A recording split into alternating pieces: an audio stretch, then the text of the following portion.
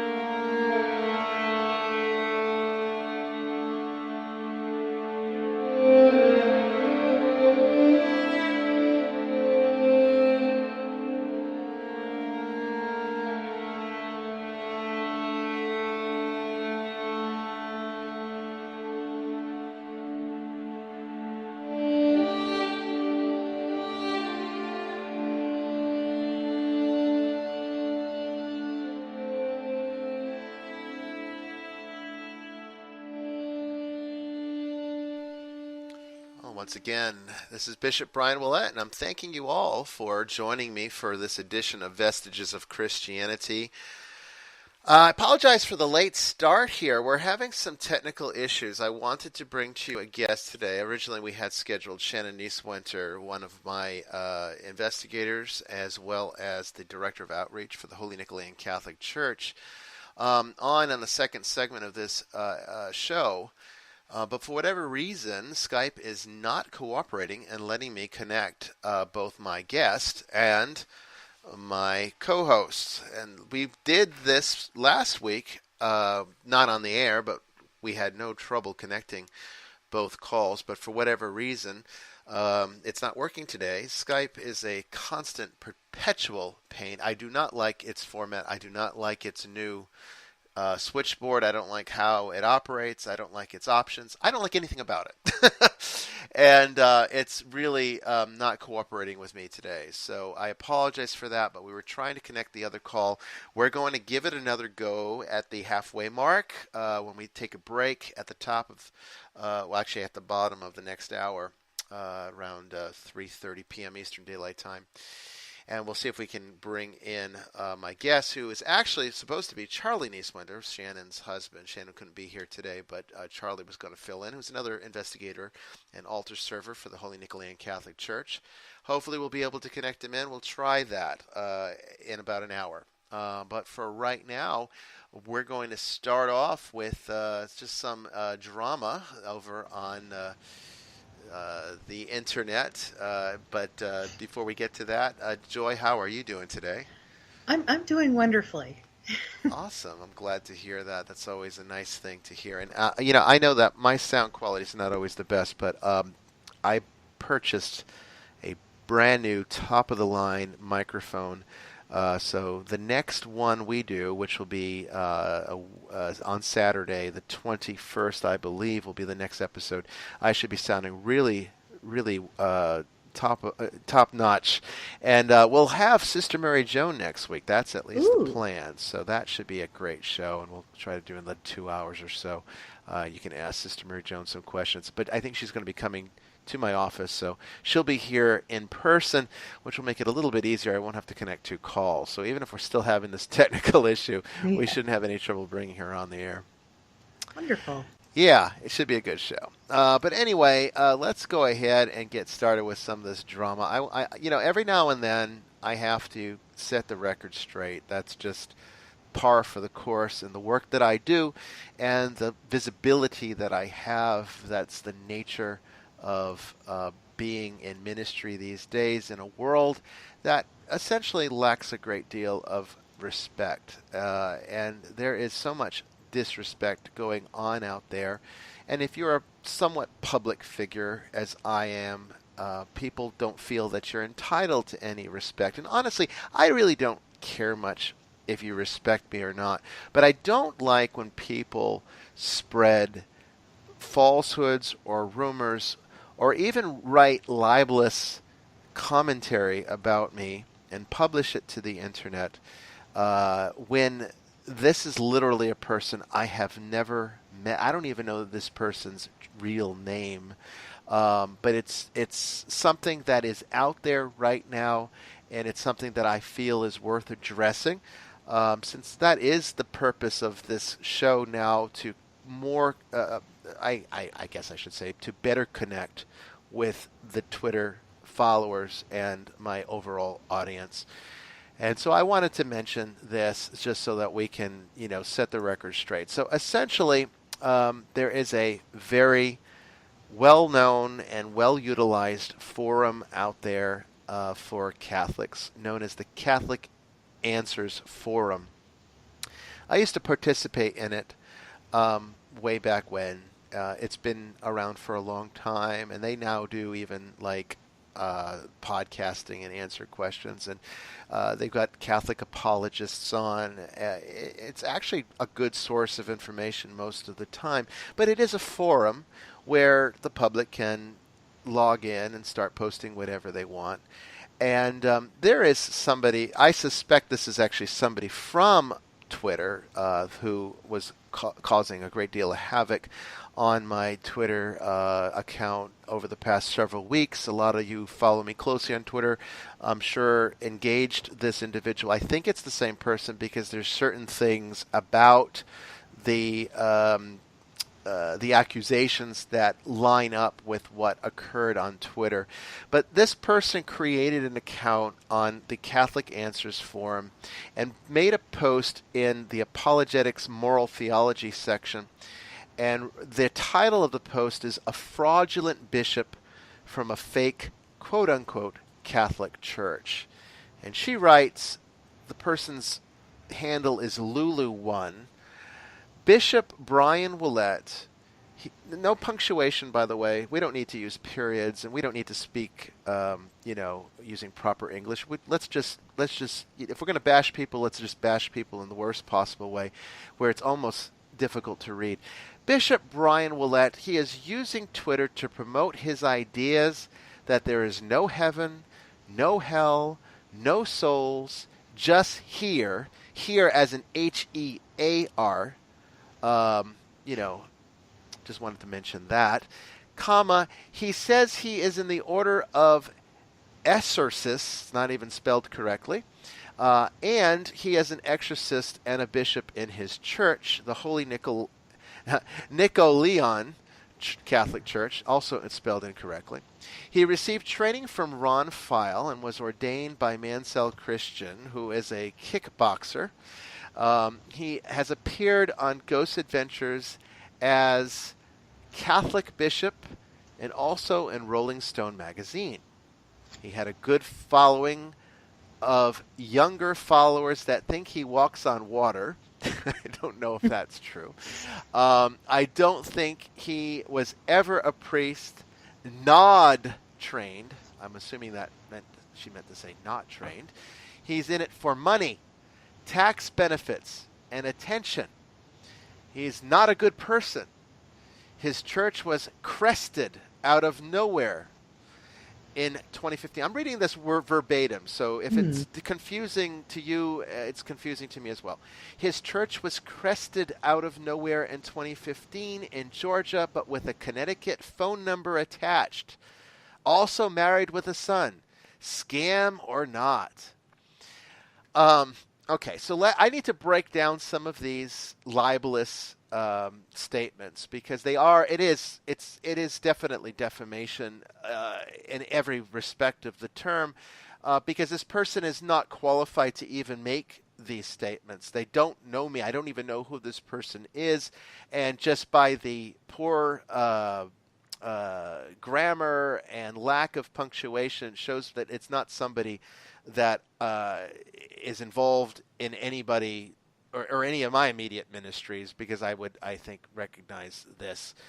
But anyway, let's start with the first one here. It says, I'm using Twitter to promote my ideas that there's no heaven, no hell, no souls, just here. Okay. This is a gross misunderstanding of a conversation that occurred on Twitter where I recognized that the individual was having difficulty understanding. And that's why I brought back Vestiges of Christianity, so that I can get more than just a few characters to answer questions that are coming in about philosophical ideas that people have wrote volumes about for centuries. You know, when we start talking about things like afterlife and spirituality, that's not material that Twitter's very conducive to elaborating on. And so I try to do the best that I can, and I think I do a fairly decent job of answering your questions, but there are always going to be those that I can't possibly get to with the number of characters I'm allowed on Twitter. Not to mention that I don't have time to spend all day on social media answering questions. I just try to do the best that I can. And so we take the best questions and we answer them on Vestiges. And so I dealt with this, okay, for this person to try to enlighten them and help them to understand what I was really saying. Okay. They did not understand me, and from this statement still do not. They don't get it. They don't understand what I've been trying to say. And clearly they haven't even bothered to listen to the past several episodes of Vestiges of Christianity because I answer this question and I very much clarify any confusions that could come out of it. Not to mention that while I am a Catholic bishop, I am also an esotericist and a metaphysician, and so I utilize several traditions to verbalize some of the answers to the questions that I get, which are usually very metaphysical questions and not necessarily questions that are answered with a pure conventional Christian theological response. That's what you get when you come to my Twitter, and I think most people should understand that because it's in my description. I'm not a conventional bishop. I am a bishop, but that's not all I am, and I do other things, and I study a lot of different things, and I'm actually very much a philosopher. And so, you know, we talk about things that go outside of that tradition. So that's where she's getting that. She's right about me being part of the Order of Exorcists. I am. I am a bishop in the Holy Nicholean Catholic Church. That is also true. I did not receive my training from Ron File. I am merely an associate with Archbishop Ron File of the Old Catholics. He is the chief exorcist for the Order of Exorcists. He's now retired, but I mean he's still involved. And I didn't, you know, I came to him already very much trained in this work. So I basically established an affiliation with him, and that's where the administrative relationship begins and ends, because every division of the Order of Exorcists is autocephalous. Each one operates under its own rules and its own procedures. The Order of Exorcists is not a true religious order in the kind of context of like perhaps the Franciscans are a religious order, or the Cistercians are a religious order, the Benedictines. That is an administrative hierarchy that exists within the Roman Catholic system, whereas the Order of Exorcists is an affiliation for people from many different churches and many different jurisdictions and many different traditions to come together and do this work without all of the red tape that comes with having to get it done through the more canonical conventional churches like the Roman Catholic Church. I was ordained by Mansell Christian. Well, Christian's his middle name. I was ordained by Mansell Gilmore, who is a bishop who has since retired from liturgical work. And as anybody who is very familiar with the nature of the independent sacramental movement, of which all of the independent Catholic churches are a part, including the Old Catholics, well, guess what? We don't make a lot of money. Okay, we don't have the Sistine ceiling.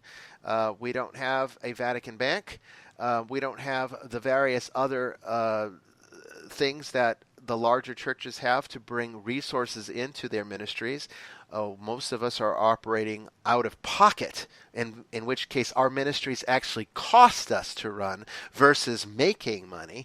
And so a lot of independent bishops, my own bishop included, has a secular job, and he is a very talented martial artist, and that's the work that he enjoys doing, and that's what he does. He teaches martial arts. So that's where she's getting that from. But he was very actively involved as a presiding bishop of actually 3 churches at one point. But he's moved on, and that happens because let me tell you, burnout is huge when you're working as hard as an independent bishop has to work, and you're not getting paid to do it. And so he worked for many years and decided to retire, which is his prerogative, and I respect that. And so that's where that's coming from. She says, I appeared on Ghost Adventures as a Catholic bishop in Rolling Stone magazine. Yes, that's all true. You guys, most of you know that.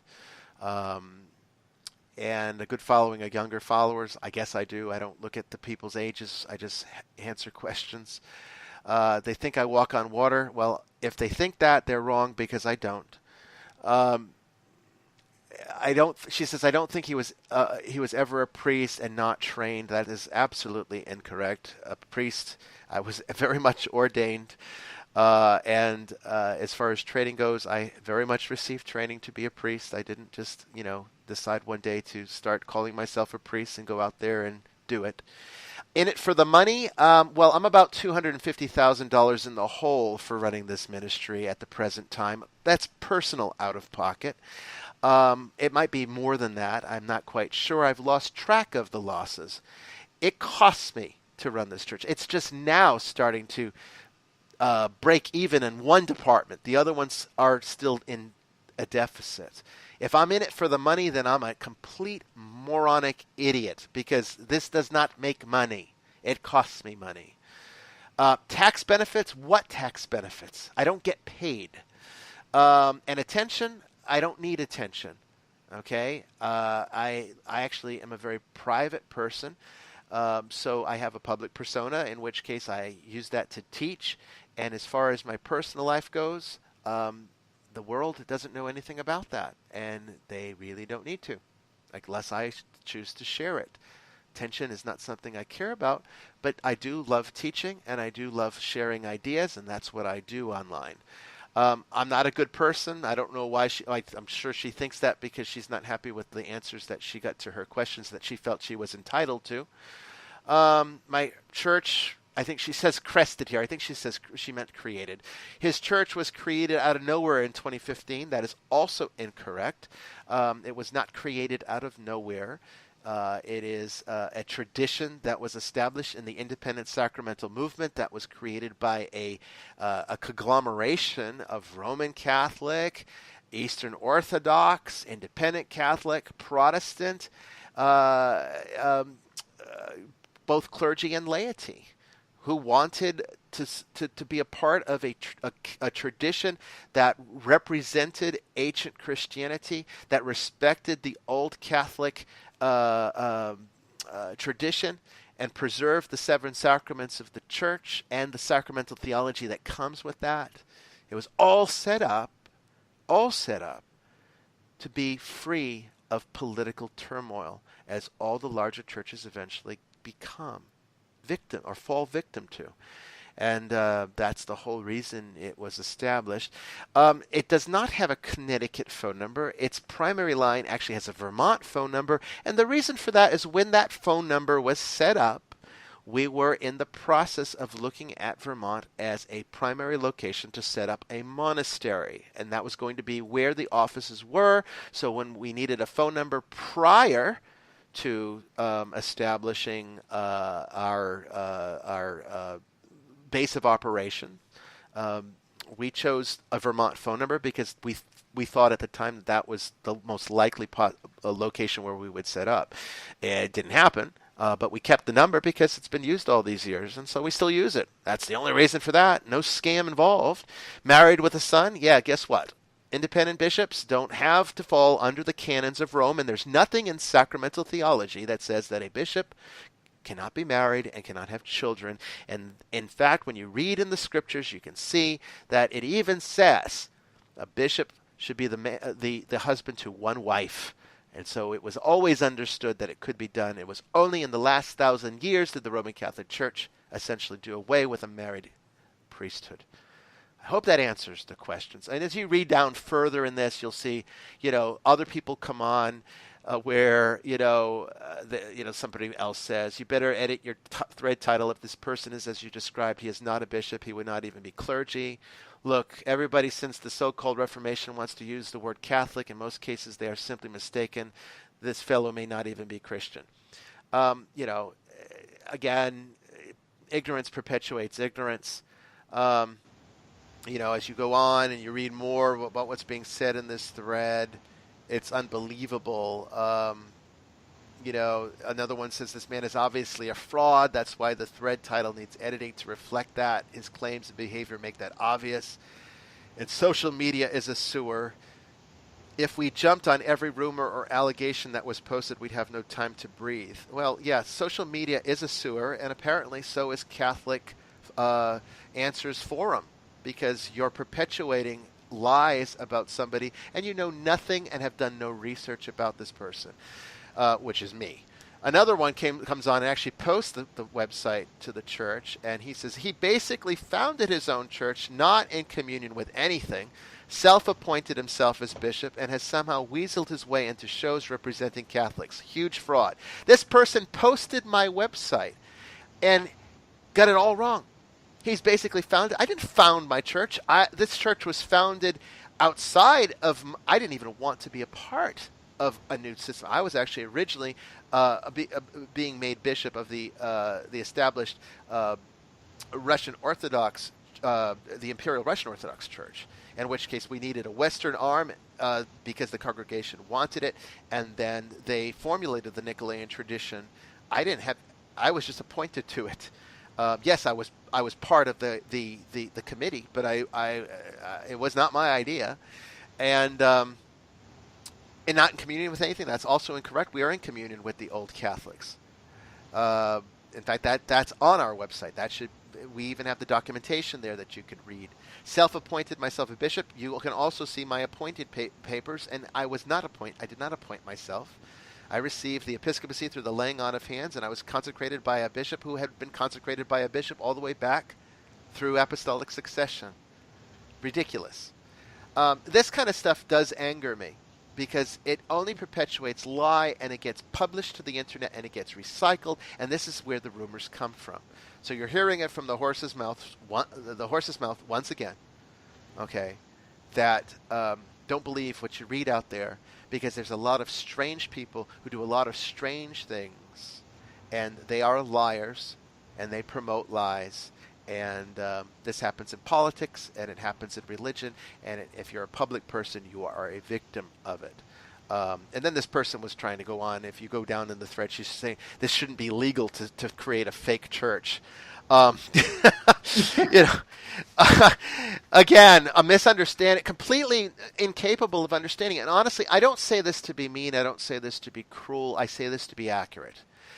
when you can't even form a coherent, intelligible paragraph using correct punctuation, using correct spelling, using correct grammar, and proofreading your own work to make sure those mistakes are not there before you hit the publish key, that tells me that you're lacking in the basic intelligence to even understand the complexities of the independent sacramental movement, where it comes from, and why it operates the way that it does. So I would suggest that you go and get yourself educated and learn about the old Catholics and learn about the independent sacramental movement, where it comes from, why it exists, and why people are attracted to it, before you start making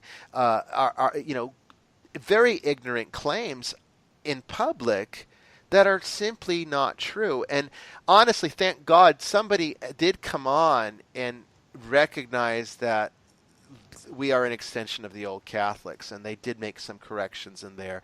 But the conversation degraded because Roman Catholics have very little tolerance for anybody that isn't under the Vatican, and that's just unfortunately the way it is. But it's not just in the Roman Catholic Church. I was reading an article on Orthodox Christianity, orthochristian.com, where the Macedonian authorities seized a bishop's passport at the border because the Macedonian Church is trying to gain recognition by the larger canonical Orthodox churches as an autocephalous church under, I guess, with the help of the Bulgarian Church. And the larger canonical Orthodox Church will have none of it. And this bishop's been in Macedonia, being in, I'm trying to read where it was. I can't find it. But basically, they see the Macedonian Orthodox Church as schismatic. And so they decided to use political weight to get this guy's passport at the border, complicating his ability to travel. I want to say there was even some bishops that were imprisoned. It's nonsense. Okay, this is why the Nicholean Catholic Church was established, to get away from all of this garbage, because politics has no business being involved in religion. Nothing should interfere with the relationship between man and God. Nothing at all has a right to interfere with the relationship between man and God. And the Nicholean Catholic tradition was established to get us back to the basics without removing anything that's important. See, the Protestant Reformation tried to do that, but they went crazy, and they wiped out the sacraments, and they changed everything. The Nicholean Church didn't change anything. It's as Catholic as the Roman Catholic Church is. The only difference is we don't have any red tape to deal with. You want to celebrate with us? You want to worship with us? Just show up. And that's it. That's all you have to do. If that makes me a bad person, as this person here writes, then I welcome it. I embrace it. I'm the baddest ass out there. And I don't care, because I know I'm doing the right thing. Anyway, sorry about that, Joy, and sorry about that to all of you. But I think I need to set the record straight when I see stuff like this. And I hope that I have done that. All right. So let's get to our subject today.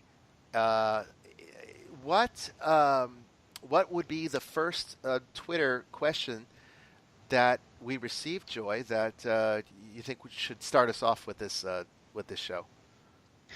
Oh, goodness. Looks like the oldest one is actually, it was one we received right after the last podcast.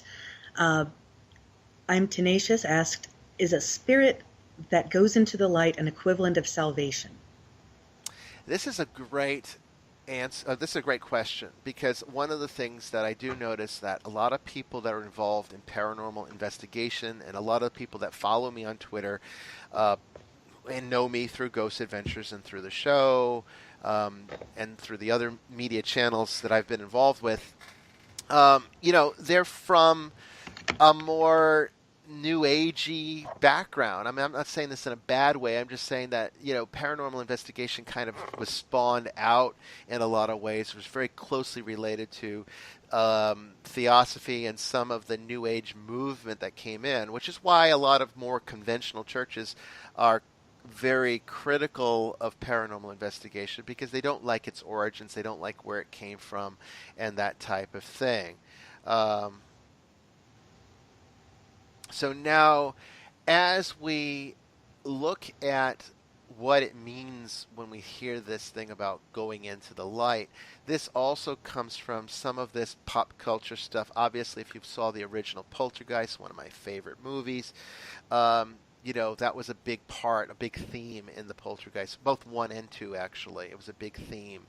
And then it also is a big part of those who are into near-death experience and people that have claimed to have been resuscitated from the dead where they had experiences while they were brain dead. And one of these things is this going into the light. And there are some religions that do death practice, Tibetan Buddhism being one of them. And they also do these preparatory exercises in which they are able to explore afterlife conditions and come back and report what they experienced. And in all of these cases, one of the things that people do report is that there is a light. And so in the Poltergeist movies, if you went into the light, you remember Tangina Barrons, the little psychic there, the psychic lady that would say, don't go into the light, Carol Ann, the light. Go into the light. And then it was like, then eventually go into the light, because they were trying to get Carol Ann back, who was trapped in that like spiritual world and dimension or whatever. And so if you get into the light, you were lost. I guess you crossed over, as to use kind of a new agey term. And a lot of mediums like to use that terminology, so crossing over is a big one. And it's not entirely inaccurate, so I tend to kind of use it sometimes too. And some people will see going into the light as going to heaven and whatnot. In Buddhism, it's seen very differently. In fact, the lights that you see actually lead you back into life, and thus you reincarnate, which is what you're trying to avoid in Buddhism. But aside from all of that, what is going into the light, what does that mean from a metaphysical vantage point when we're trying to understand the nature of what we would be interacting with as paranormal investigators, or what the things that we would see in terms of how it relates to salvation? So is going into the light salvation? And my answer to that is actually no. It is not. In fact, it's the opposite of salvation. The lights that you see, and I do feel that the Buddhists are correct, the lights that you see are illusions to distract you and lead you away from the perfection of heaven, which would appear to the uncultivated mind as darkness.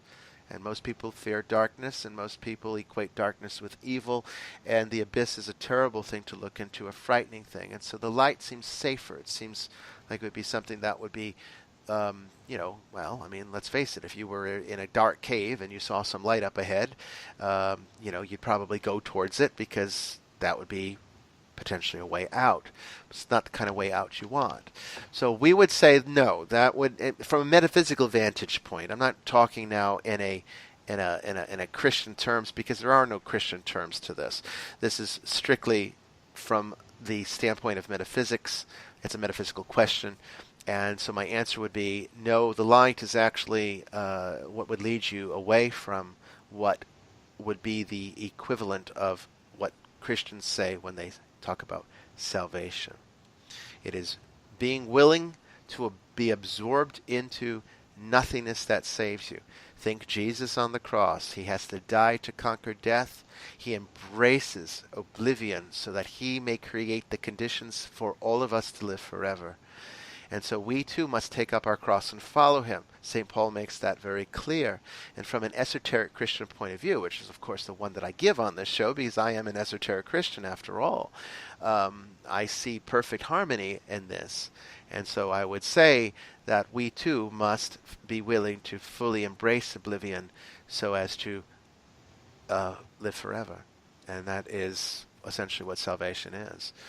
Anything you'd like to add or comment on that, Joy, that can maybe help answer that question maybe more completely than I did?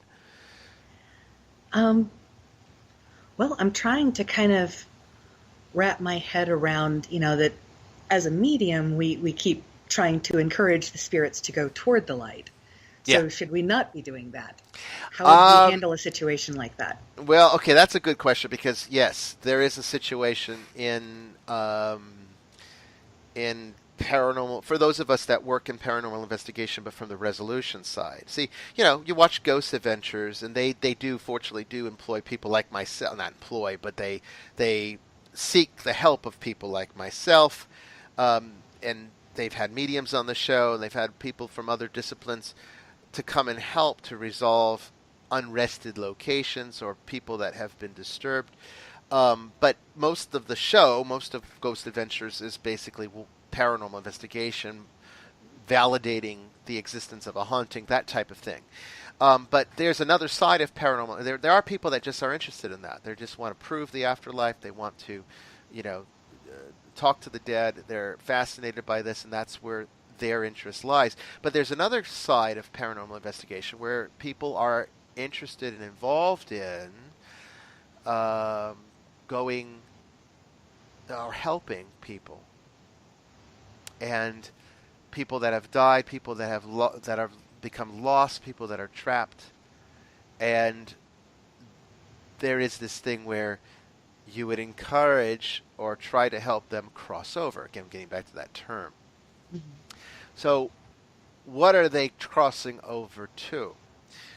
And this kind of feeds in a little bit to one of the other questions we received. So these are kind of almost two sides of the same coin. But essentially what the light is going to be different for everyone, depending upon your level of grace. And now I'm talking from an esoteric Christian vantage point. So, let's say you die outside of a state of grace. We've already discussed on last week's show what to expect in that context. You're going to enter into a state of limbo. The spirit slowly dissipates and eventually fades into oblivion, into nothingness, and that is hell. We've already discussed that. Okay? But we've also said last week that the spirits of those that we would encounter in a haunting or in a paranormal investigation are usually those trapped in limbo. Because limbo is where there is resistance to that dissipation process. And they will sometimes exist for what it seems like from our vantage point, long periods of time, feeding off of the living or off of psychically active locations, in which case that perpetuates their existence, and they are able to maintain their cohesion in limbo from our vantage point a little bit longer, and that happens. So when, let's say, a medium or a light worker of some kind in a New Age or in a theosophical standpoint goes in to try to help them to cross over, what would going into the light mean for that person without grace? Because if they're in limbo, they cannot be saved. Salvation is attainable only by the living, not by the dead. But you can end their system of their cycle of suffering and fear and everything else that keeps them attached to limbo and leaves them lost and unrested, or what the Tibetans would call the hungry ghosts, by helping that energy to cross over, by helping them to see that they don't belong there, and it is time to move on. So crossing over for them would be embracing that annihilation, that same annihilation that even Christians have to face. But in this sense, the energy gets absorbed, broken down, the cohesion is lost, and it's recycled, and then that energy gets spawned into a new creation. So going into the light would be those dimmer lights that we would see as in the Tibetan Buddhism, the Gati, the 6 realms of existence. They would be reborn. And that's, again, akin to the cycles of reincarnation that we talked about last time. So, people ask me, how can you be a Christian and a bishop and say that reincarnation, or talk about reincarnation as though it's a fact? And I answer them, it's very easy, because reincarnation is what happens to the energy. Salvation is what happens to the identity. And those are two different things. But we tend to put them together because we tend to see a human being and we say, oh, a human being is all of these things as one. But they're not. A human being is a combination of millions of different things. And when those millions of different things breaks down, you don't have a self anymore. There's nothing that even resembles a human being. But all the energy still exists. So this is why I also try to refute people, and they don't tend to like it, when they say that they use the argument from physics that says energy can be neither created nor destroyed as proof that the spirit lives on, or that we're immortal, and that there's life after death. A lot of people will use that as an argument for this, but my problem with it is there's nothing in physics that says that while energy cannot be created or destroyed, there's nothing in physics that says that it can't be that a cohesive energy pattern has to stay cohesive. In fact, one of the things about that is it can neither be created nor destroyed. However, it can change form. Yes, like which means that you can turn one kind of energy into another kind of energy. Exactly. And that means that if you're looking at a human being as a pattern of energy, which would contain millions of different channels of energy, all coming together to form one cohesive pattern, there is nothing in physics that says that pattern would stay together or hold together after death. In fact, entropy would suggest that it breaks down. And it does break down. And this is where we talked about last week with Sheol and Hades and ancient concepts of hell before we got into the Middle Age problem of a place of punishment. This is where all that comes from. And the ancients were very wise. They might not have had the scientific language or knowledge to really talk about these things at the level that we can today, but they did intuit them, and they did understand them on theological levels, and it's remarkably accurate when you look at the correspondences. Unfortunately, science and religion don't like agreeing, so you don't have a lot of crossover there. But there are Christian scientists, those that do attempt to bridge the worlds. They're just not very well respected by either field, unfortunately. So that's basically what happens to those that are lost. So yes, Joy, when you go in and you're trying to help somebody cross over who is lost, and you're saying go into the light, what you are basically doing is you're leading that individual in through one of those 6 gati, so that the energy gets recycled and reborn. And of course, the energy that I'm running into when I come across a spirit like that and encourage them to go into the light, those are all the spirits in limbo already. So the technician 78 asked, they can't be saved anymore? Only those in purgatory can benefit from our prayers?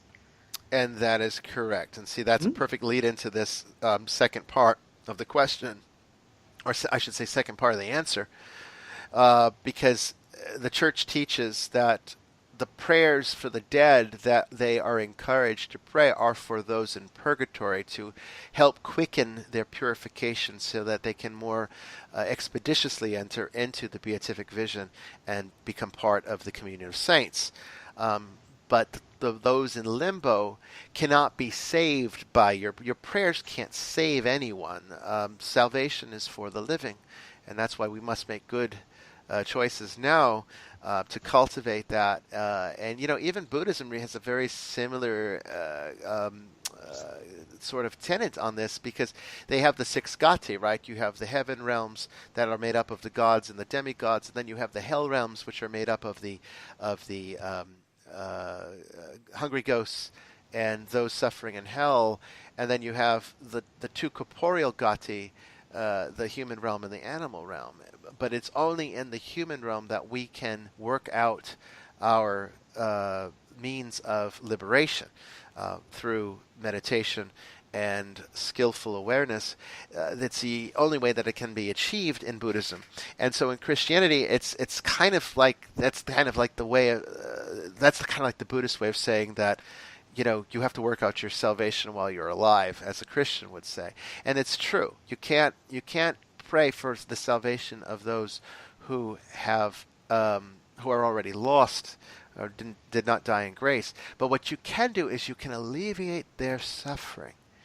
Okay, because those that are in limbo, there is suffering there, just as there's implied suffering in purgatory from being separated from God, and that separation is even more profound in limbo. Okay, because there's darkness and there's fear and there's a breaking down of cohesion, which is all quite terrifying to a spirit. And so by offering prayers for those in limbo, even though this is not traditional Catholic theology, by offering prayers for those in limbo, we have seen in our work in paranormal investigation, demonic investigation, that we can help to end an attachment that perpetuates not only the suffering of the spirit itself, but also the living who have to live around that spirit's unrest. And so, yes, you can pray because you can move them on, and a very skilled medium can help them to do that. But you're not bringing them into heaven. Okay, you're basically allowing them to quicken their natural course, and that way the energy gets recycled, respawned, and the energy gets an opportunity to be saved. So if you really want to break it down from a philosophical vantage point, as long as you don't get too locked into the box of self and identity, as long as you're not too worried about your ego, you could argue that everybody in the end is saved. You could argue that philosophically, because the energy is ultimately the soul, and the soul is eternal, and the soul is always with God. It can't be separated from God. And that's the energy that gets recycled. But the self, in order for that to be preserved, that requires salvation. That requires grace. And that's the resurrection of the dead, when the body, spirit, and soul will all be reformed, reunited, and will exist in the both corporeal and non-corporeal kingdom of heaven that we await at the parousia when Jesus returns, for those who are following conventional Christian theology. Cool. Yeah, it's a convoluted, very complicated way of putting it. But these individuals are not asking easy questions, so we really can't give easy answers. That's true. That's true. Yeah. And there was one more question. Jenny Wove asked, "How does one turn into a ghost? Do we control that?" And of course, that pretty much just ties into the whole question of, are you trying to head for heaven or limbo? Yeah, it does. And we do. The answer is both yes and no. Okay, because those who die well, those who die in a skillful state of grace, they don't typically have to worry about becoming a ghost, because they will, if they died in grace, then they can enter into a state of salvation, which at the worst would be a condition of purgatory, purifying the remnants of whatever imperfections they retain, and then moving into the kingdom of heaven from there. So, dying in a state of grace, which is actually one of the skillful operations, that's going to rectify the situation. No ghost for you. Now, if you were to die skillfully, then you will have a more available to you a greater faculty of awareness, which will allow you to detect the illusion from the actualities of the afterlife condition, the challenges of the netherworld, as they would have put it in ancient paganism with Hades. There was trials that one had to rise above. This gets us into the archetypes of the hero, and all of this exists in this underworld battle. And this is sort of a metaphor for what really does happen. And And so therefore, if you are skillful and functionally aware, then you'll be able to recognize these illusions and be able to work through them and conquer them, and thus enter into that state of perfection. That is, in every fundamental sense, the best case scenario. But let's say you don't die well, and let's say you do enter into a state of how can I put this? Let's say you do enter into a state of limbo, which would be the result of a trauma, the result of some kind of accidental death that you're not expecting, you're not prepared for, you haven't been able to make those necessary preparations. Let's say you die in a state of absolute fear, murder, an accident on the road. All of that can, lead to an unskillful death. And that unskillful death can result in limbo. And if you don't have the grace to help you, then there's really very little that can be done. So your control, yes, you do have some control. Cultivate grace now. Cultivate skillfulness now while you're alive and can do it. Don't waste time. That's my advice to that. We are going to take a little break here, and when we return, we're going to see if we can get Charlie Nieswenter on the air. He's on the road, but we're having trouble connecting to him because, Skype doesn't want to cooperate today. So we're going to take a break here for about 4 minutes, and I'm going to reconnect to him and see if we can get everybody on here for the second segment, and we can talk to Charlie Nieswenter, paranormal investigator. Stay tuned.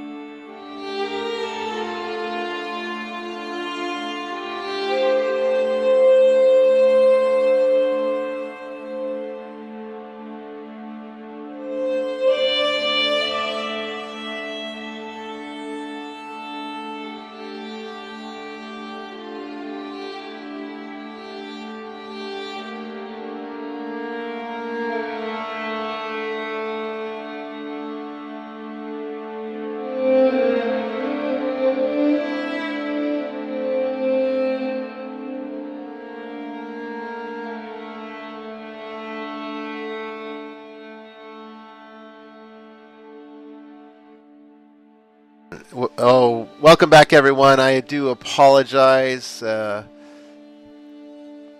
still having trouble with Skype. For whatever reason, it will not work with us. And we're going to try a direct Skype to Skype and see if we can connect them that way through the switchboard. We did test this. Joy will tell you, we did test this a couple weeks ago, and it worked just fine. And we were able to have no problems, but I don't know why it's doing that today. So while they continue to work on trying, Charlie is standing by. He's trying to load Skype directly onto his phone, and then he's going to call in through Skype to see if we can get connected that way. All right. So, Joy, do we have any new questions or any additional questions that came in over the week, or anything from the chat room? Anything that that we could maybe use up this second segment with while we wait to see if we can make that connection with Charlie? Well, I don't see anything in the chat room, and I don't recall anything on Twitter, but I did have a question of my own, because I remember you talking about Hades and Sheol, and of course I've also heard it called the Kingdom of Shades. Pretty much all the cultures that I've read about have some kind of equivalent. And one of the things that they used to do in both, I've read it in Greek stories, but also in the Epic of Gilgamesh, they offered blood to the dead in order to speak with the dead. And they called that hecatomb. And it was an offering to feed the spirit so that it had enough energy to talk to you.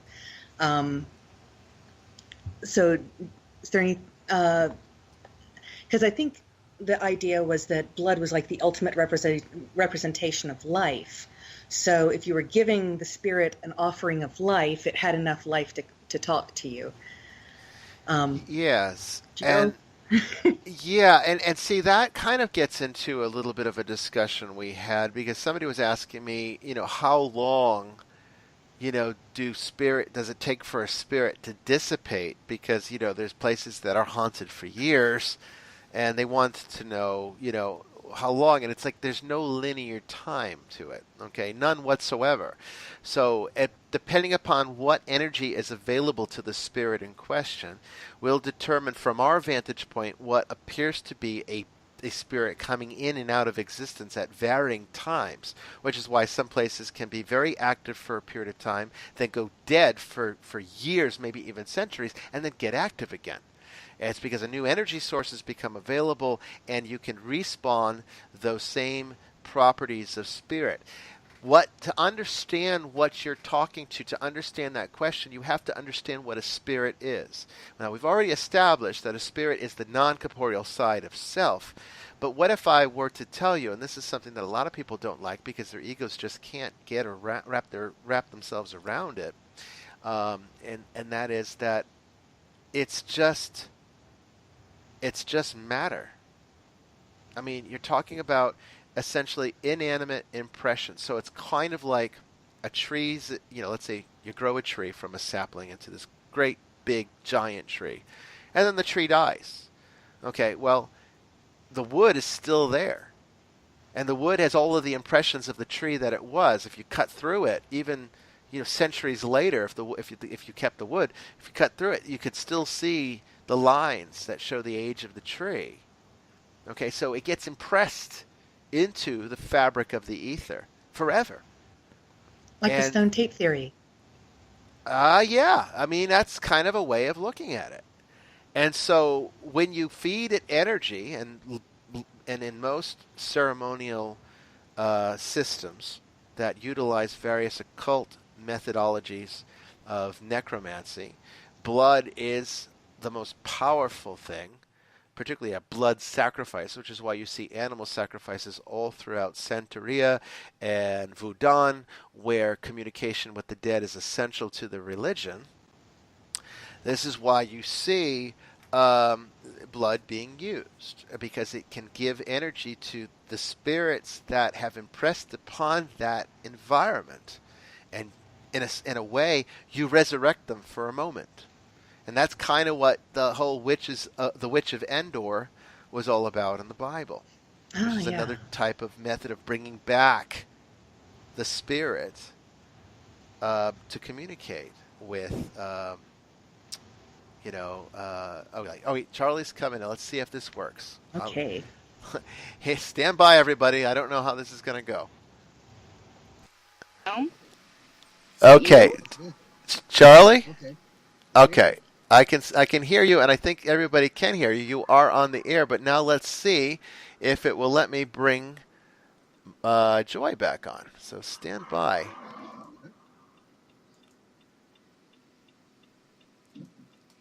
Okay, I'm going to put you on hold. Let's see if we can get. My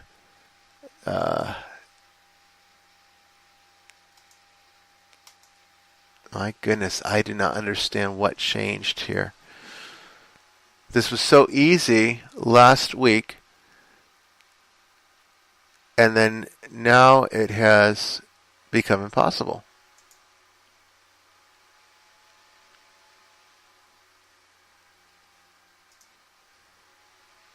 I don't know. I don't think this is going to work, and I'm just going to have to play around with it more before I can really get this. We thought we had it figured out, but it's part of the problem is that Skype keeps changing things, and then when Skype changes things, then you really have to look out. So.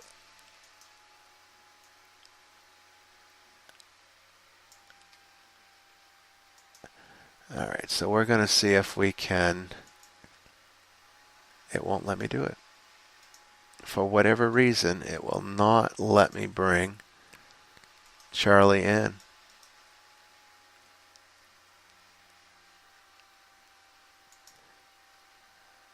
My goodness. All right, guys.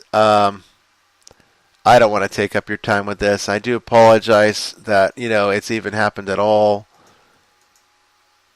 So I'm going to try to get Joy back here. If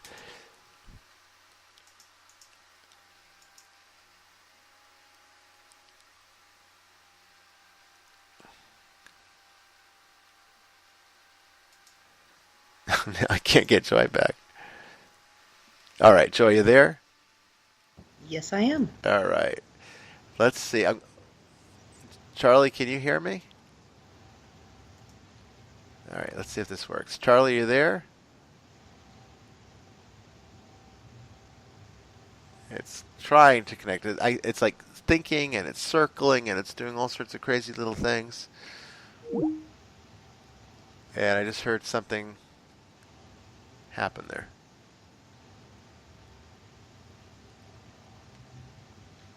Well, let's see if it connects at some point. I'll keep monitoring it. But Okay, yeah, well, we did. what's that? Yeah. Huh? I don't. Monitoring. Yeah, I'm keeping monitoring. What does it show on your screen? Because all I see is it just circling and circling, trying to connect the call. It looks like there's three of us connected, but of course I can't hear the other person. Yeah. And yeah, because before, remember, for some reason it had set it up so that I had to click on a confirmation before. Yes, and it's not letting you do that? No, it didn't give me the option. So strange. I'm going to try one more attempt here. Let's see if this one works. It's good that we're doing this because these are still kind of experimental. Oh, wait, I think we got... Charlie, are you there? Charlie, can you hear me? Charlie? Are you there? I can hear you. I can hear something. Charlie? I don't know if he can hear us. I don't know. I can hear him. Yeah.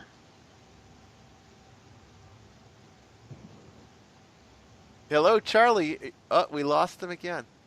Oh, Oh, here he comes again. And see, but when I answer his call, it won't give me the option to connect them both. So let me try to do it one more time here. I think there's definitely some kind of problem with Skype today. I really think that's the problem. All right. Well, we're just going to have to bypass that segment and just take more questions. So I'm seeing here okay. Kelly in the Yeah. chat room says, what then happens to the spirit of those that aren't able to be in charge of their own salvation? Children, people with Down syndrome, miscarriages, aborted babies, etc. Wow, there's a lot of stuff there Yeah. to take into consideration, and I'm not entirely sure we have even time to go because each of those have different answers. So let's break it down. I'm still trying to connect to Charlie. Charlie, if you do hear me, let us know. I hear you. All right, Charlie, you're on. Goody. I can't believe it finally worked. Welcome to Vestiges of Christianity. Thank you. Great to be on. Yeah, well, it's great to have you. It's great to have you. Now, so essentially I wanted to bring you on because I want to start introducing the team to the greater audience and people that follow me on Twitter and are always asking me questions and everything else. And I wanted you to I wanted everyone else out there to get more familiar with the people that I work with. And yours is an interesting story, as well as Shannon. Shannon is Charlie's wife, for those of you who haven't already figured that out. And they work together with me as lay investigators, and they also have roles on the church. Shannon is a ostiarius, which is one of the minor orders in the church that we, in our tradition, ordain on lay people. And Charlie is an altar server, which he's sort of my acting deacon. He helps me at the altar, and he does all the preparations for Mass and all that important stuff. But when we're not serving the Mass, the rest of the outreach ministry is focused upon the work that we do in paranormal and demonic investigation. So, Charlie, I'd be curious for you to share with the audience what brought you to even seek working in this capacity, because it's really kind of an unusual calling.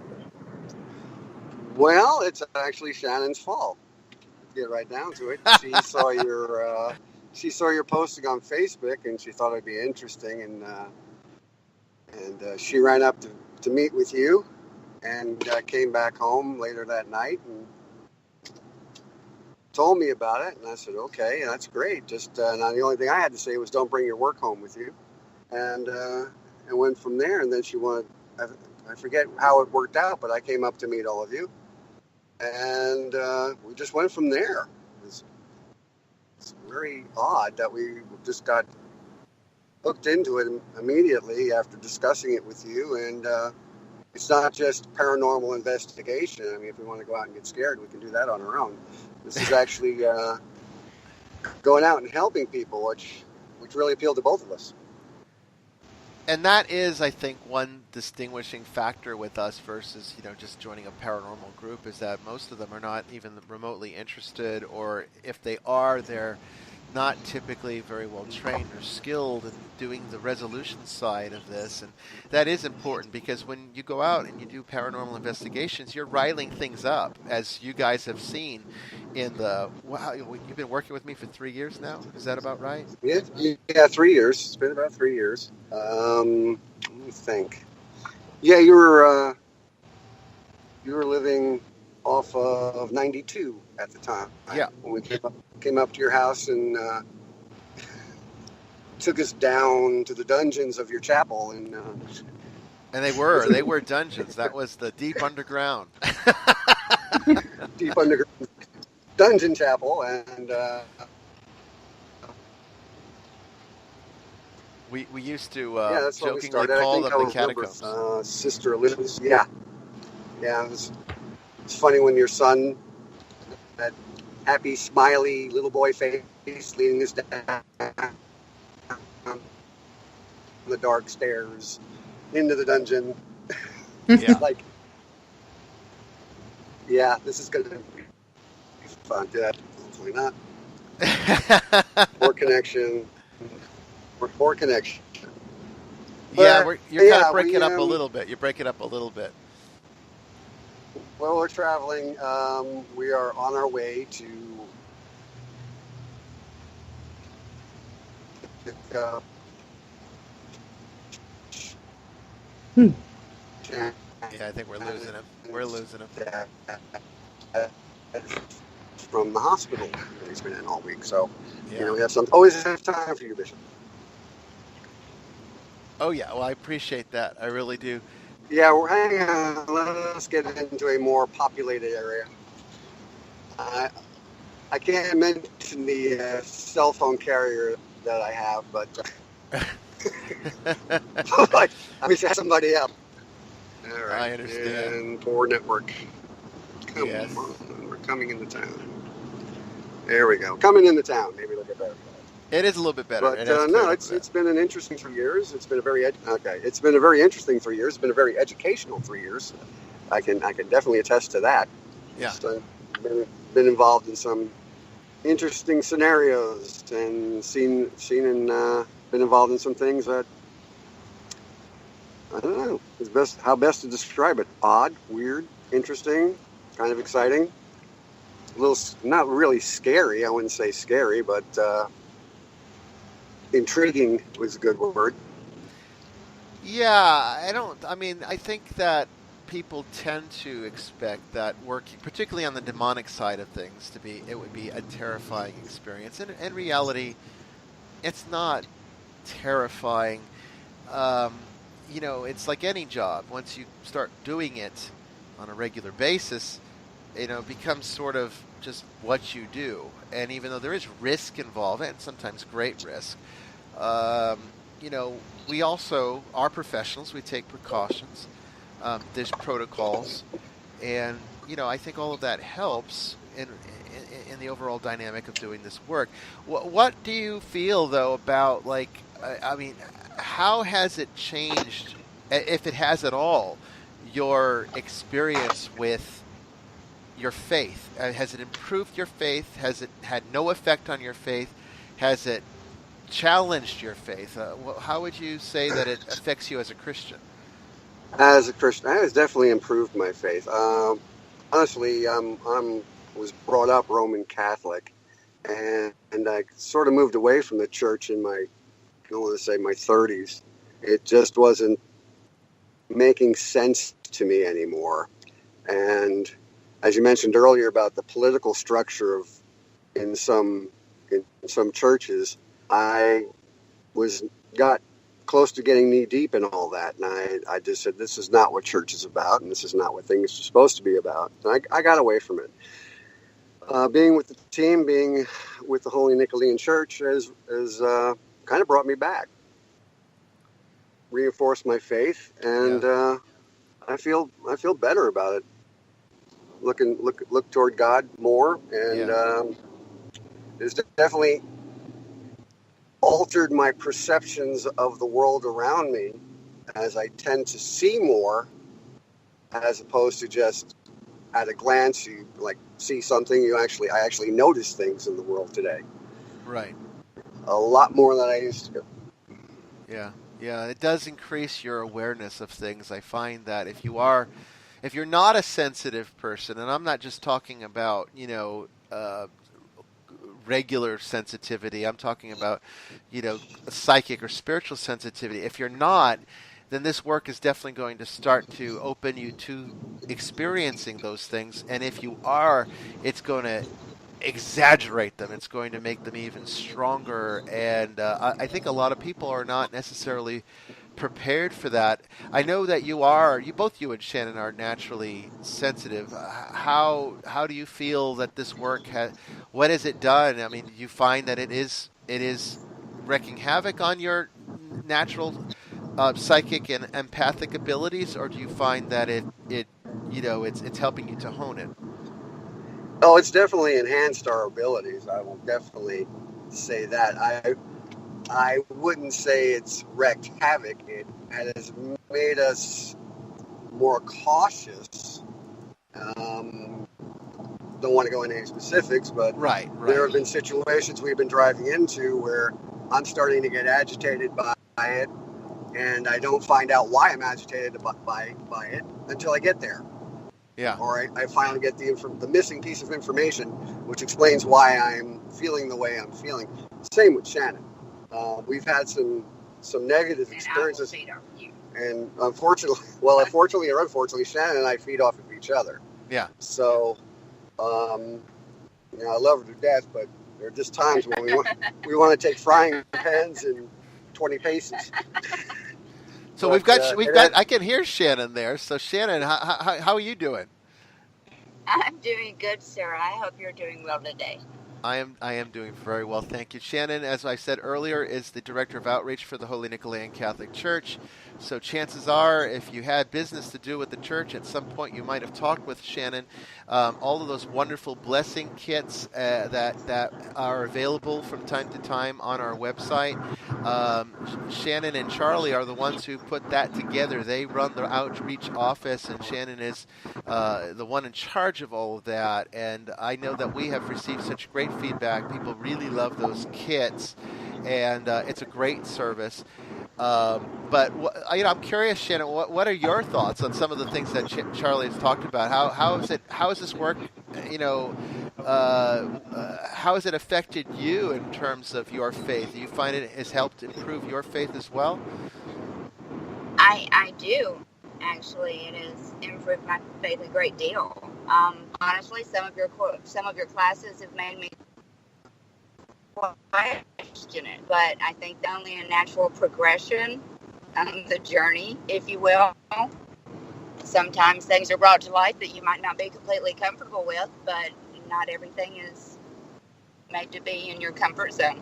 That's really true.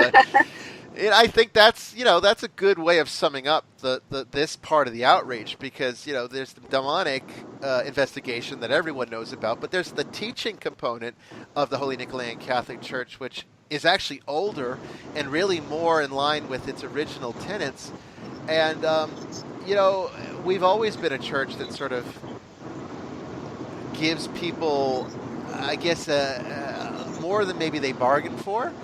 And I think that we appeal to people who are ready to take that next step, when they, and I think they know when they're ready. And it's like Charlie kind of alluded to that. And I think the reason that you guys have been here, been with me and working with the church and working with me for 3 years is a testament to the fact that something inside you was ready to make this next step. It might not be comfortable, but it does definitely help you to move and evolve, and I think that's a beautiful thing. So hopefully it's been enriching for you. Very, very much so. Growth is never comfortable. That's the best part. You have to get comfortable with being uncomfortable to be happy. I don't know. That's true. That's true. And Joy, you're still with us, right? Yes. Okay. I just want to make sure I didn't lose you. Do you have any questions for Charlie or Shannon? I can't think of one right now. I guess, like what all does the outreach part entail when it comes to the educational side?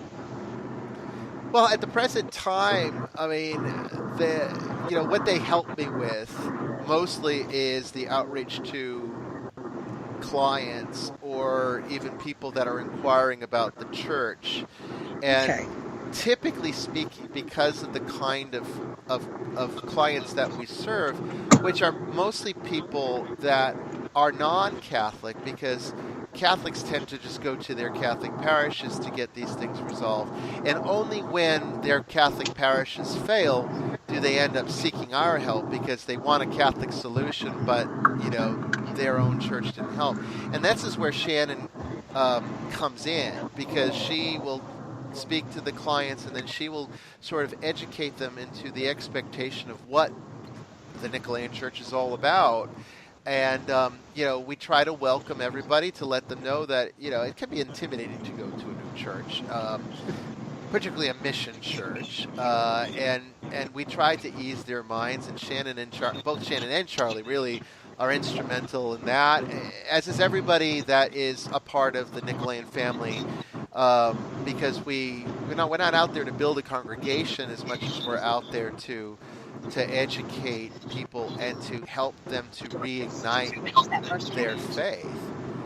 And I think that the Nicholean Church is in a unique position to do that on the basis that it started as a teaching ministry. So I think an example. Yeah. I honestly think an example would be our niece, who has been with us for a 3 months now, and she was not baptized. She was not even religious. She's not even religious. She was spiritual, not religious. Right. Which, you can go into that later. I know you love that subject.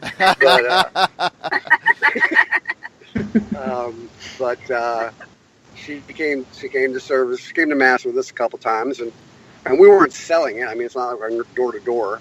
She just asked us a bunch of questions, and we gave her the answers that as best we could. I mean, how do you explain some of the stuff? But and then how do you explain how it feels to be baptized? You can't explain that. That's a personal experience to each person individually. You can't. And, so she made the choice and was baptized, I believe, 2 weeks ago? Yeah, it was. It was about 2 weeks ago, and I mean, what a radical transformation it touched her. I mean, she was crying. You could see it. Very much. Yes, she was very much affected by it in a good way. Yeah. And she's feeling better. I need to beat into her a little bit that she actually has to go to church now, but... You stay here, I'll be right back. Okay, I got it. And Shannon's leaving for a moment. And okay. No, it's education.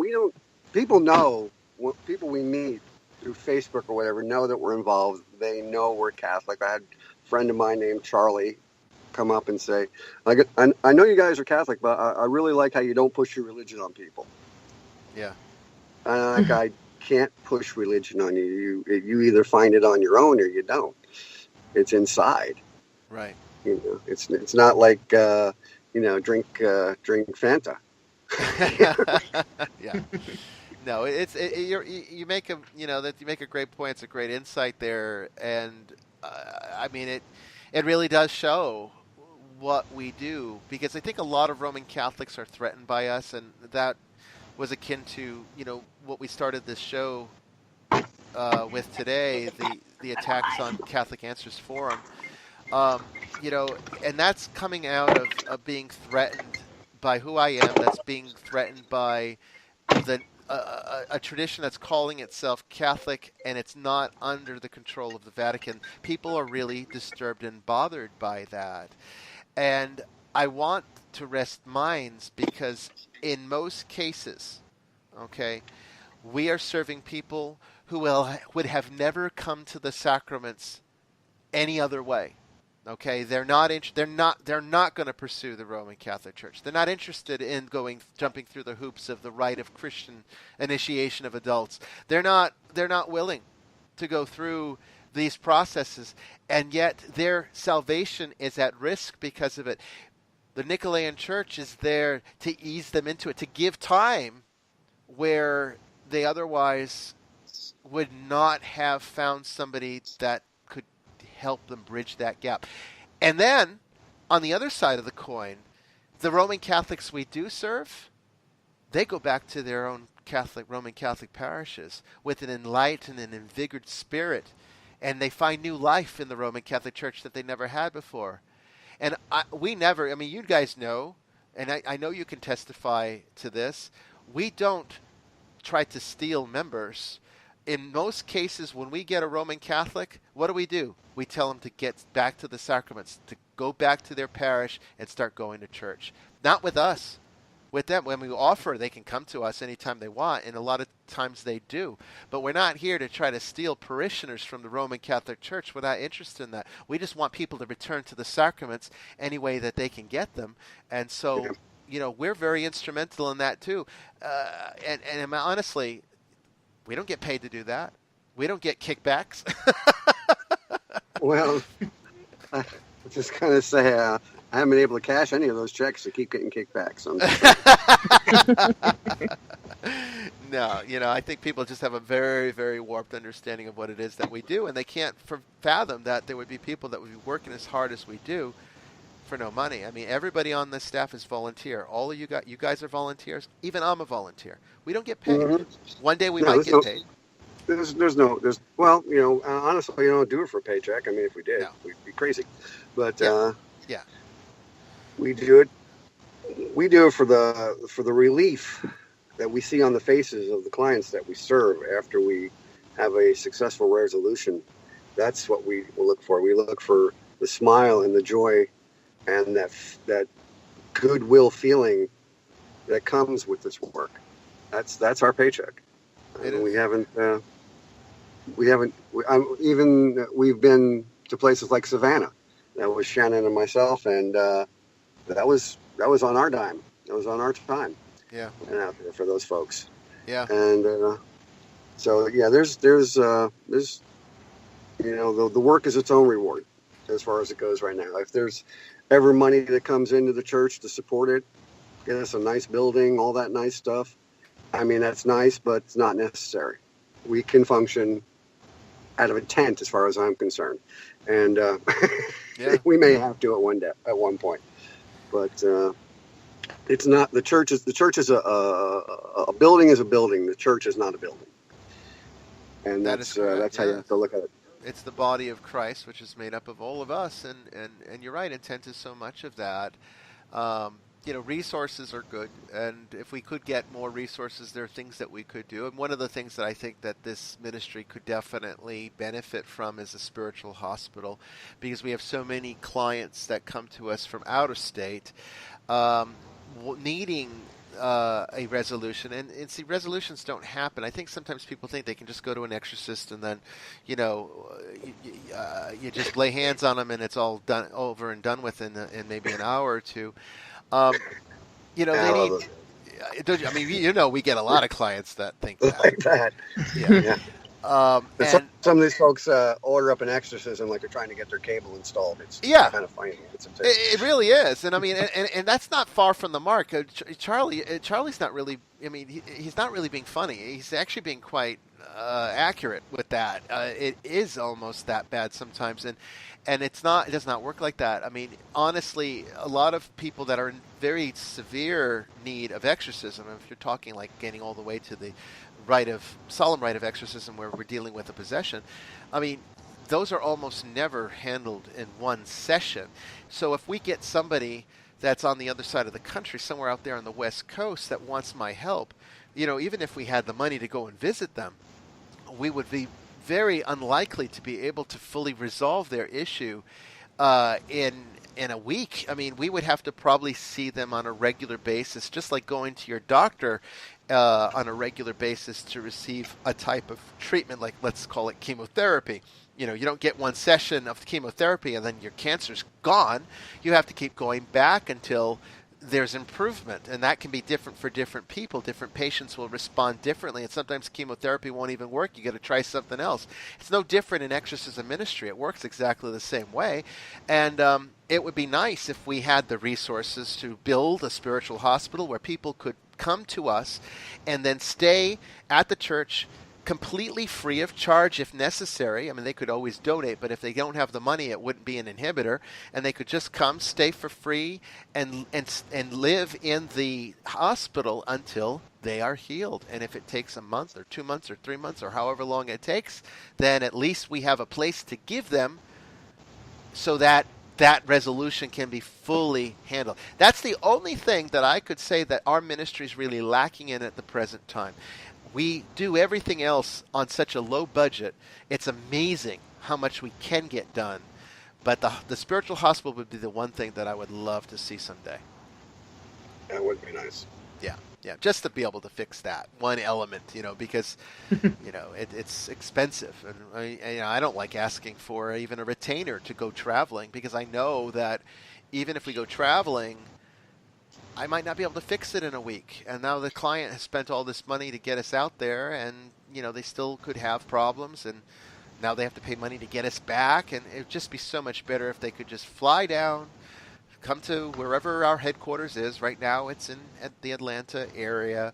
Come down and stay in Atlanta and just stay until they're healed. That would be ideal. And then in the off time, they can operate as a retreat center. So we can kind of teach people primary prevention and prevent them from getting into these demonic attachments in the first place. And let me tell you, that is something that people can do. Demonic attachment does not have to happen. It can be prevented. But it does require a knowledge that, unfortunately, is being diluted by secularism today.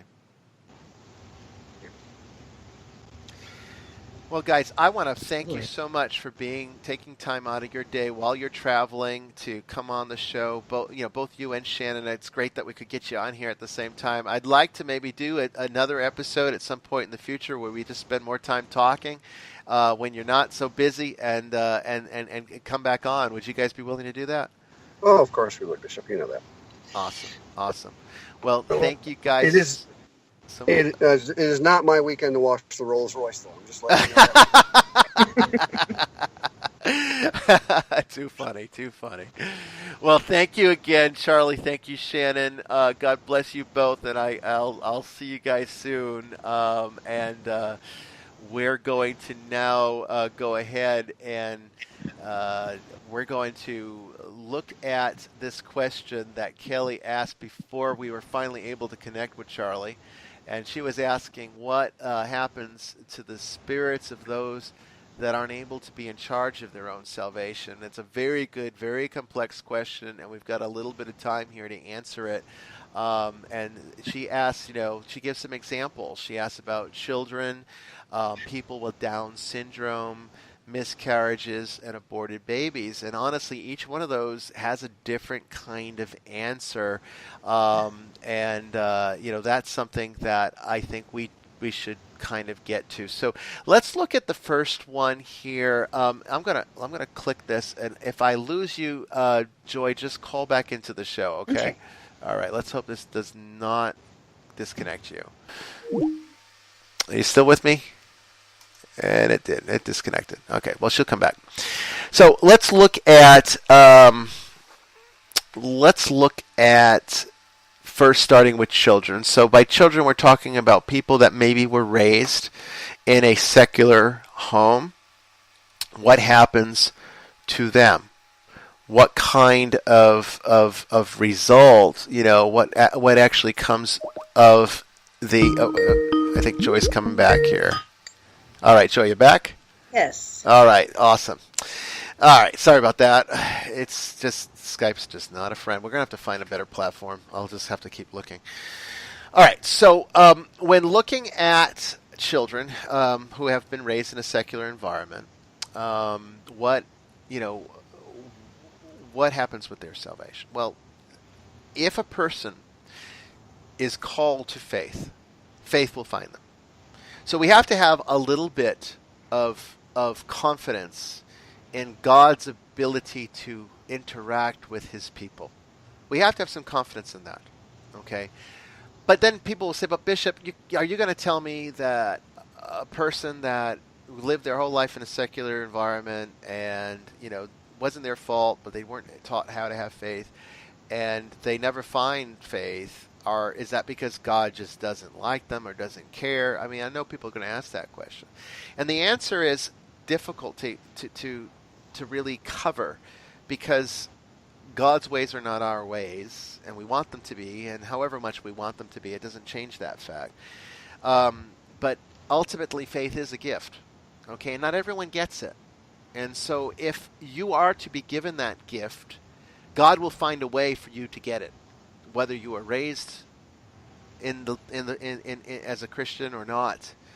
And then again, we can even extend that out to other religions, because what about a person who was raised in another religion and never had access to or not even desires of Christian thought?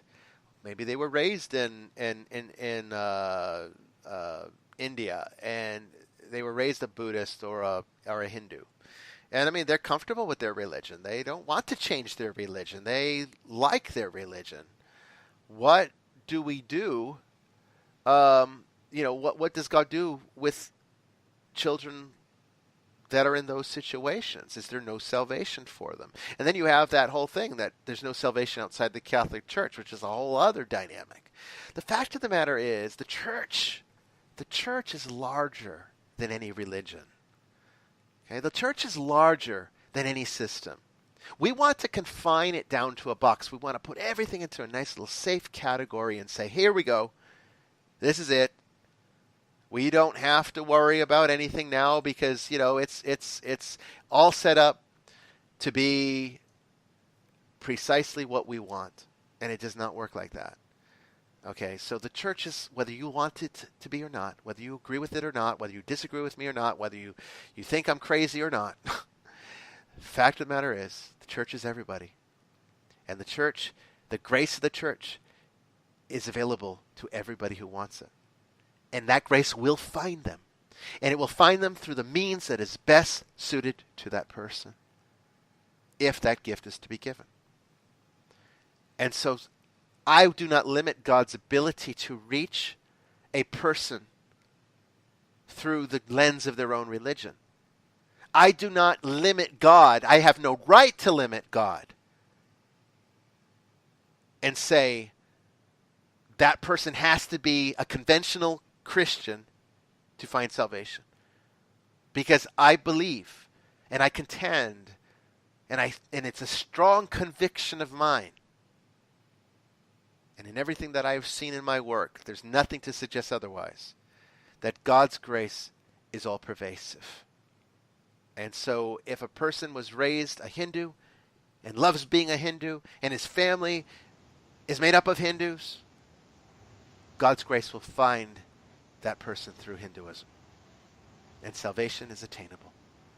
And that's my strongest conviction.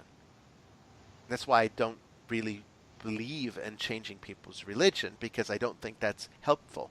I think that we need to allow processes to unfold naturally, and as long as there's no ill intent, there's no harm that can come from letting God do what God does best, which is a lot better than anything we can come up with. So for children, my answer to that would be that the spirits of children who die under a religion or have not been exposed to the grace that they need, I would argue that they would find that grace at some point, some way, through the love that God has for them. And that's where I would leave it. But because I really do think that really the only thing, and I mean, and I don't think this, I know this through both, not just theology, but also through the work that I have to do as a exorcist and working with those lost in limbo. Nobody is in limbo that really didn't ask for it. Because limbo is the result of one thing, and that is, well, I mean, I'm not trying to be unkind, but I should say this, just to be accurate. Limbo is the result of apathy. It's spiritual apathy. It's allowing yourself to put the material above the spiritual. It's allowing yourself to just not do any work. Because I tell you, there are going to be a lot of Christians in limbo too. In fact, I would say most of the ones we encounter were once Christian. So think about that. Now, what about people with Down syndrome? Now, they're not able to intellectualize the religion. So from the conventional theological point of view, okay, we could say that their culpability is less. So they're not confined to the same, or held to the same standards that those of us that have full capacity, full intellectual capacity, are held to. But I also know a lot of high-functioning Down syndrome children who are more than capable of understanding their faith and making decisions about their faith. And so even a limitation like that is not an inhibitor to God's grace. God's grace will find a way. If they're called to it, they'll receive it. But you have to respond. And even somebody that has a dysfunction of some kind can respond to it, because God will reach them at a level that they can relate to. So I wouldn't worry so much even about that. Now, where the dangers come are with miscarriages and aborted babies.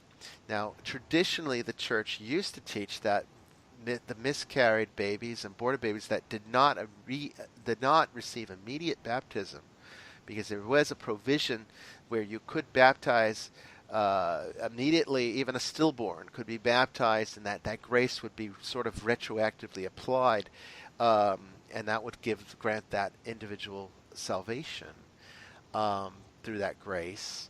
The church used to have, or still does have, that provision. In fact, the sacrament of baptism is, other than matrimony, is one of the only sacraments that a layperson can confer. Now you might say, well, what when you talk about matrimony? Well, in the Western theology, the husband and the wife confer the sacrament of matrimony on each other. The church, the priest just stands there as a witness for the church and provides, of course, the blessings that come from the church. But the sacrament is actually conferred by the married couple. This is different in the East, where it is still the priest. But in the West, it is the married couple that confers the sacrament. So that's two lay people conferring a sacrament. Well, baptism can be conferred by a layperson in an emergency situation. And so in some cases, doctors, with I guess usually the permission of the parents, will baptize a stillborn who are Catholic, perhaps, to help the chances of salvation there. Now, that's a special grace. Now, with miscarriage in particular, the result of that spirit is dependent upon the intent of the parents. So if the parents intended that baby to be baptized, if the baby had come to full term and survived, then that intention is what is known as baptism by desire.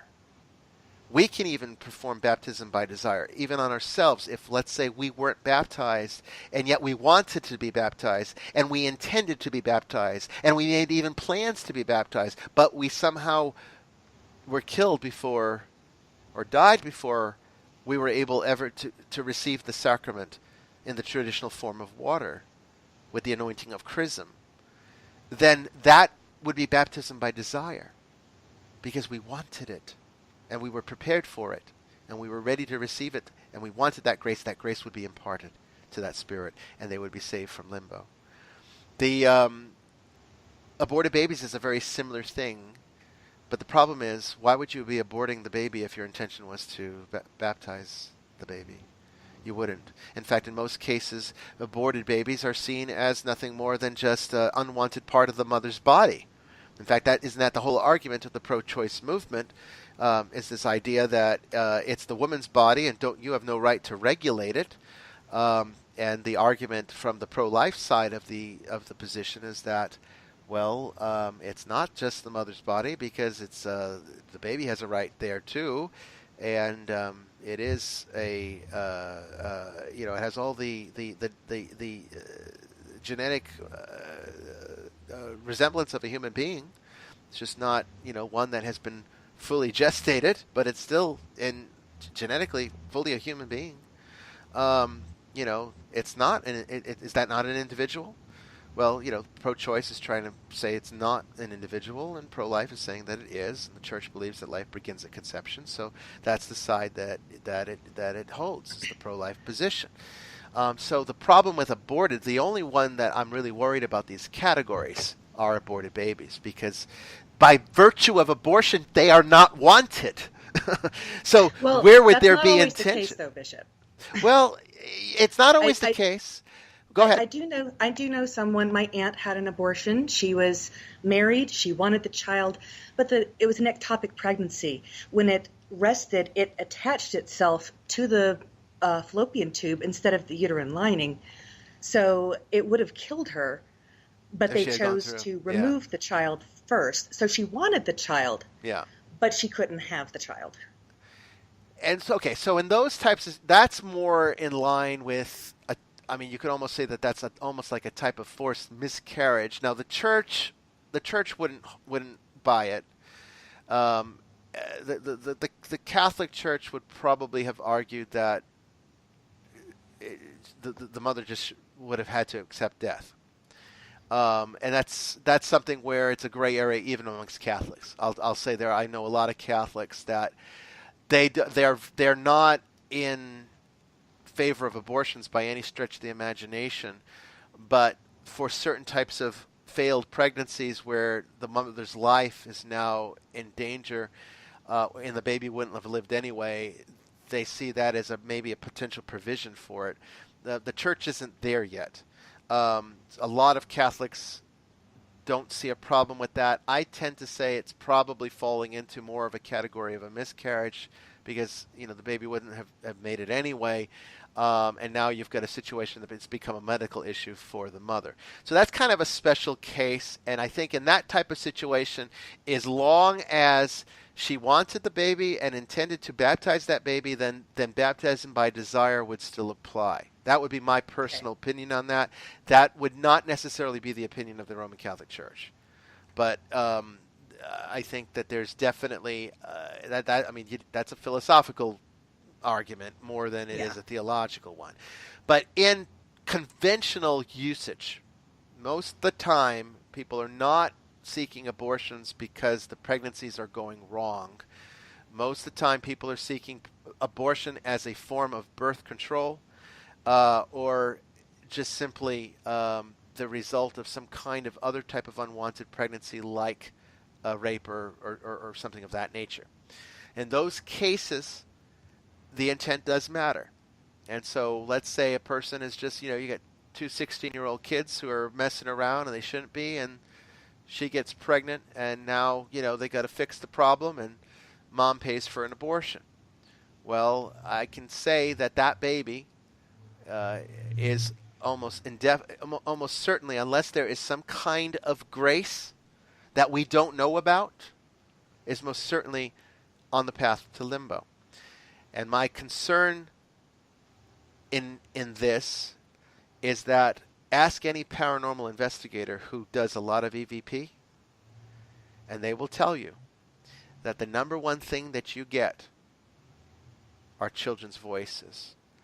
And they are usually terrified, screaming, or in distress of some kind.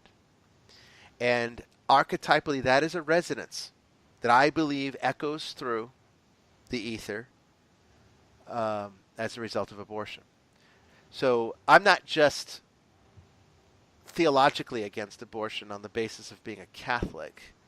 I am anti-abortion on the basis of what I have seen from the afterlife condition. And I don't believe in inflicting any traumas because there's already too many.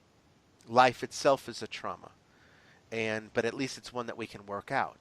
It's one that we have help and grace to get through. And I think that there is great spiritual risk to not just the baby, but also to of course, the mother who involves herself with an abortion, which by the teachings of the Catholic Church is mortal sin. So that's a tough one. And it's a good question, and it's not one that has an easy answer. And I know there's going to be a lot of people out there that disagree or don't like my answer.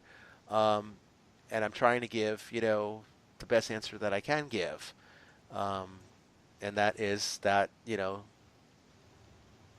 there's spiritual risk out there. And we can't afford to be indifferent to that, whether you agree with abortion or not. Okay, however you look at it, you are still sending, metaphysically speaking, you are still sending an individual spirit to its death? And would you not feel any obligation to assure that spirit's salvation? The only way that they can have that is to live. They can't get it any other way. Fortunately, though, there's that little recycling thing that we talked about earlier. And so you might say that God's grace and wisdom is so profound that he's got it actually all worked out. But again, that's because he's constantly having to fix our mistakes.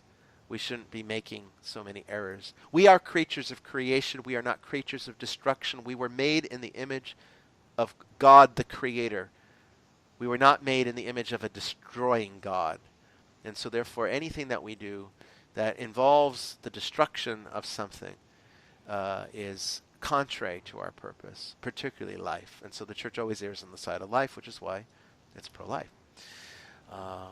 I don't know, Joy. What any other thoughts? That was I liked that you added that point, because that is worth mentioning, and it does definitely change the dynamic.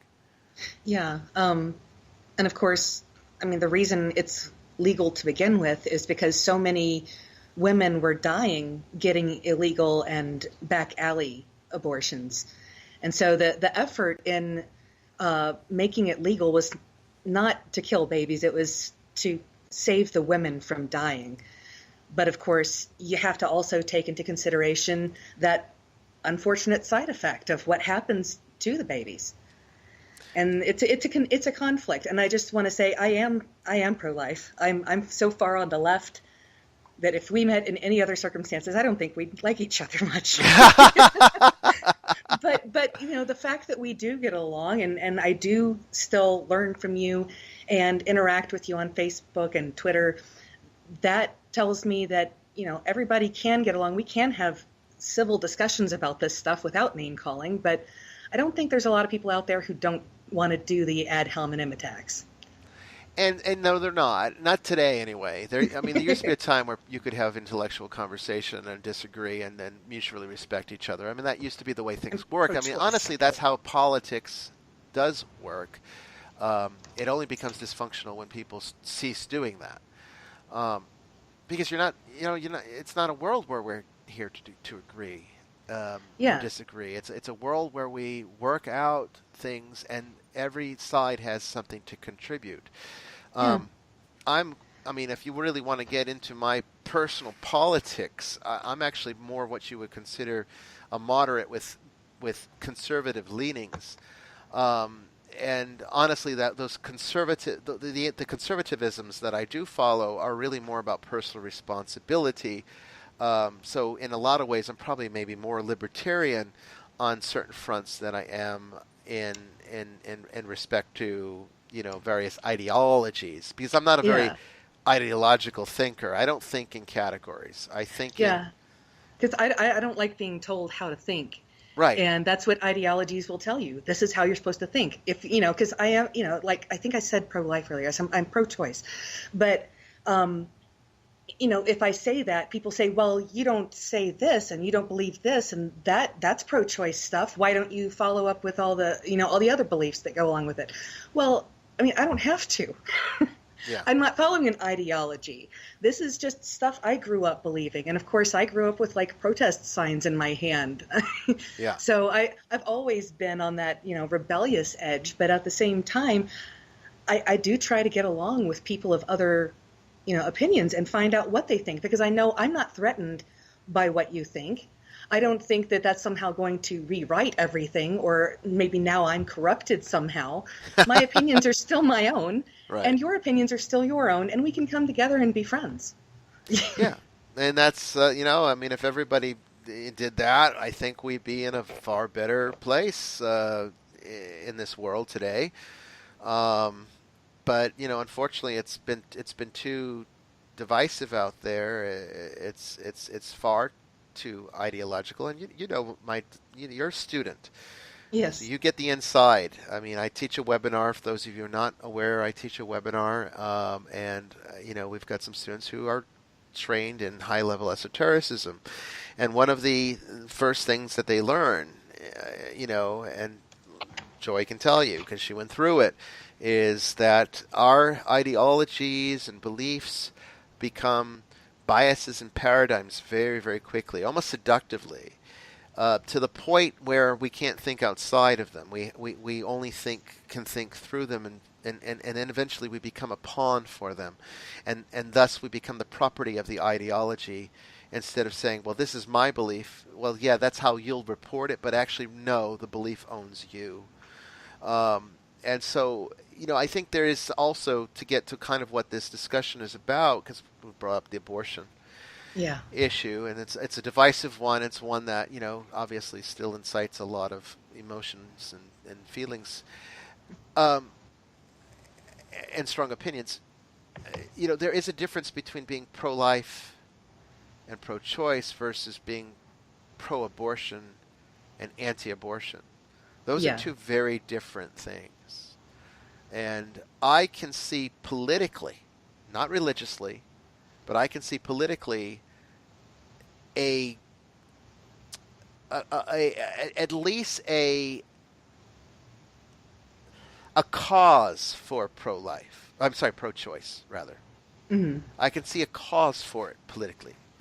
And citing the reasons that you have already cited, which are very intelligent and viable reasons. On the other hand, I could also understand somebody who could be absolutely pro-choice and anti-abortion at the same time. Because I think they are two different things. I mean, there's a difference between saying, I want abortion to be legal because it's a woman's body and she has every damn right, and if she wants to use that as her form of birth control, then so be it. That's a pro-abortion, pro-choice position. But there's also people that would say, I think abortion is a horrible thing. I would never have one.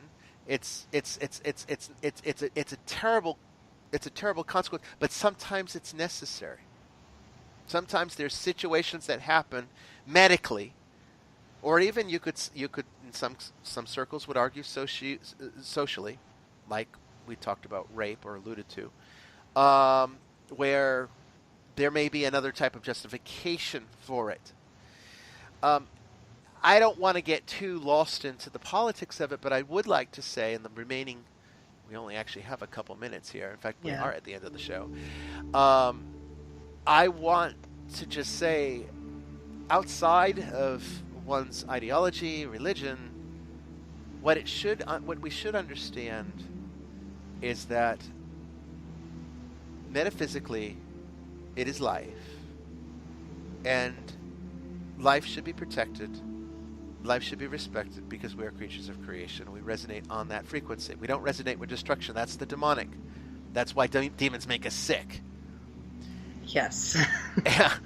Because we are aligning to that. When they come in contact with us, we align with the destructive principle of the cosmos, instead of aligning to the creative faculty, which is what we are called to be, which we were created to be. And that's, ultimately the thing. And I can totally get behind that. That is fantastic. And I wish that most of the pro-life movement was actually concerned with what happened after the child was born, and about adults. I mean, people who are struggling, they have life, and that life deserves to be respected. There are children who are, struggling to have food, and they need to be respected. They need support in this life. And so many times pro-life just is about making sure the baby's born and then good luck. Yeah, well, unfortunately, that's in a lot of ways how conservative thinkers think, and that's why I'm a moderate, because I don't agree with that either.